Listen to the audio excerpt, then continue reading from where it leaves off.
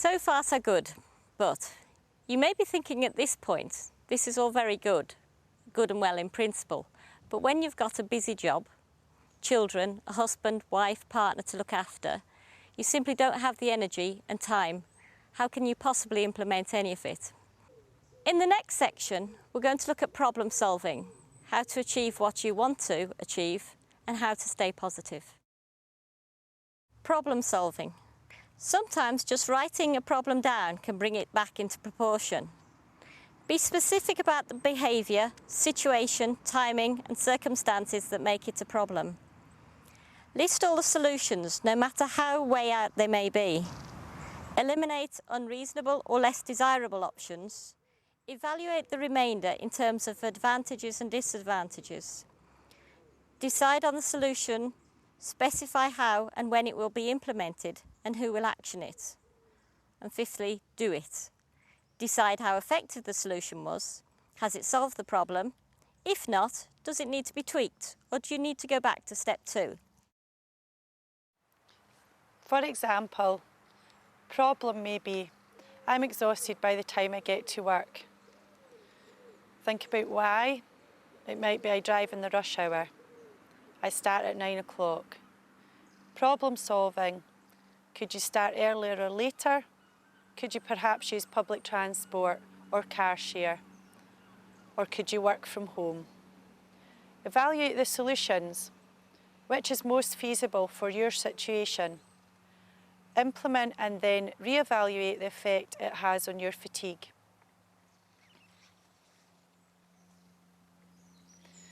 Another problem.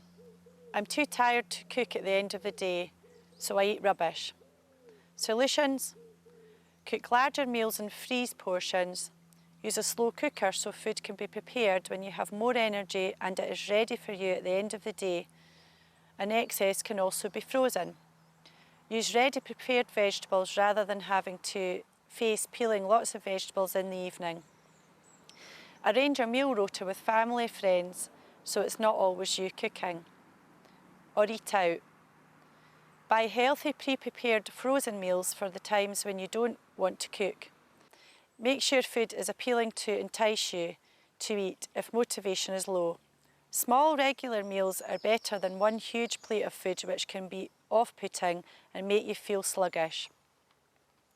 Decide, are any of these solutions suitable for you?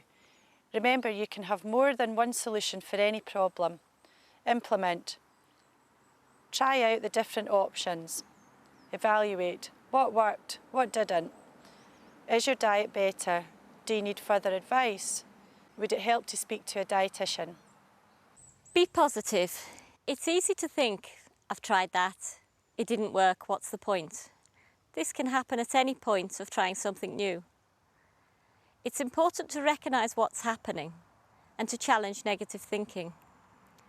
Be careful giving yourself labels, I'm clumsy, useless. It can limit what you try. Sometimes we find it easier to tell ourselves that we can't do things even before we've tried them.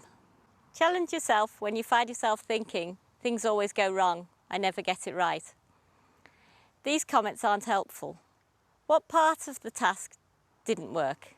Be specific in your critical remarks, and then you have something to work on to make it work next time. Be positive. Identify and challenge negative thoughts and behaviour. I'm so tired, but I have to clean the house. An alternative response would be, I'm tired, so my priority is to rest. Then I can plan what needs to be done and have energy to do it more efficiently. I feel a failure, I haven't done anything today. Or, although I haven't done everything I planned to do, I have done more than I would have done a few weeks ago. It's important to be realistic about what I can achieve and not plan too much. Target goal setting. Why do we need to set targets? You need a focus, a long-term goal. You need to evaluate your lifestyle. You may need to reprioritise what is really important. Remember, if you do what you've always done, you get what you've always got. Fatigue isn't going to go away. You need to manage it so that it doesn't manage you. Target areas may be work, relaxation, social activities, exercise, gardening, housework, or getting a good night's sleep. Need to pick more than one, and you need to be realistic in your goals. Goals need to be specific in order to be achievable. SMART goals: specific, measurable, achievable, relevant, timely. Specific: 5-minute walk every Monday, Wednesday, Friday rather than get fit. Measurable: you can't measure get fit. Achievable: can you manage 5 minutes? Should you start with 3? Relevant: choose goals that you want to achieve. And timely: set a target date. E.g., I want to go back to work. Be specific and include frequency and duration. I want to work 3 times a week for at least 2 hours on each occasion.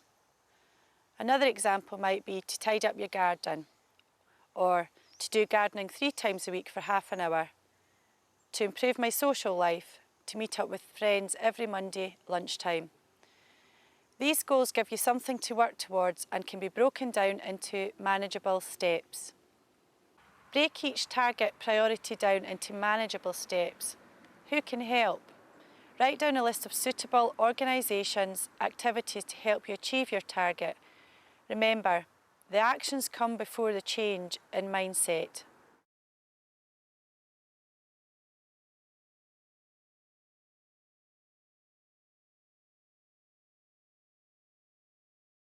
Well, what it was, it's really hard to kind of go back to it, but when I first kind of started, my night shift job, it was about 3 years ago.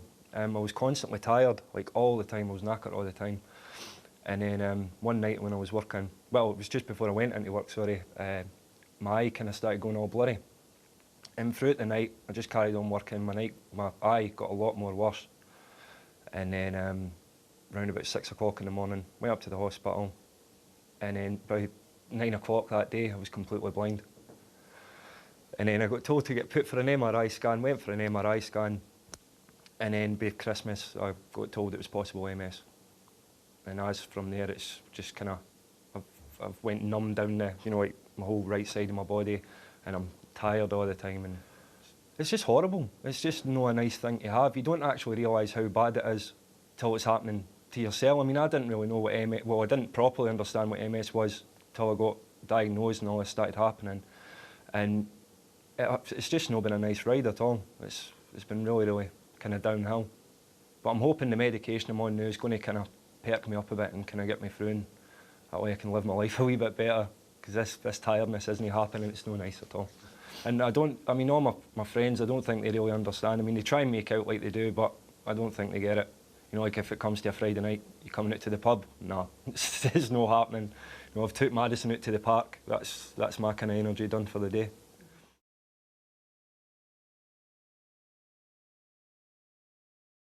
Through Jenny, through kind of coming here and getting my fatigue management, I'm starting to learn now to kind of take my day as it comes and just kind of do what I can. And like I say, is just try and spend more time, like with my family, my daughter and stuff like that. And everything else, it's just going to have to wait. We exercise and I try and just kind of walk. That's the kind of most exercise I do. But then again, if there's days when I'm not feeling up to it, I'll no bother. But I mean, I've been trying to get back into my weightlifting. I've been doing leg exercises here. But like I say, then again, if there's days when I can't do it, I'll just leave it and have a kind of pyjama day and just kind of lounge about the house. And I've been starting to kind of do things like that, like give myself like a little goal to try and work towards that. But one of the other nurses I've been dealing with, Gillian Young, she was saying, even, like it might seem silly to, like myself, like just taking Madison to the park or, just doing other odds and ends, but she says at least you've still done something that wage, there's only so much you can do, but don't look at it as if you're useless, just, look at it in, like you're doing a positive thing and you do actually manage it. Rachel and Jenny, they've both kind of explained to me, when just kind of take a break when you're, when you can, and not so much go for a sleep, but just kind of sit down for half an hour and just kind of give yourself peace and without any TV or, just kind of take time out. But 9 times out of 10 when I go for a sleep, when I sit down, I do end up falling asleep. So I've been put on different medication now to kind of work on that and keep me up a wee bit more. I don't know where I'd be if it wasn't for the physios that were kind of telling me what was happening and kind of guide me throughout the whole kind of fatigue management. So in summary, review targets regularly, continue to set a weekly activity programme, make changes to your lifestyle, capitalise on increased energy, challenge negative thoughts and assumptions, look at the expectations that you have of yourself, recognise setbacks and get back on track. There's a need for change, even if that change is just recognising that your fatigue is real. Fatigue doesn't mean that you have to stop what you enjoy doing. It means that you have to plan things more than you used to. It's a good idea to come back to this DVD in about 3 months' time to review how you're getting on. Redo the fatigue scale and see whether there's been any improvement. Thank you for participating in the fatigue management programme. We hope that you've found it useful. Continue to work on your new management strategies. If you need further help and advice, contact your local physiotherapist or occupational therapist. The MS Trust and the MS Society also provide booklets on fatigue management.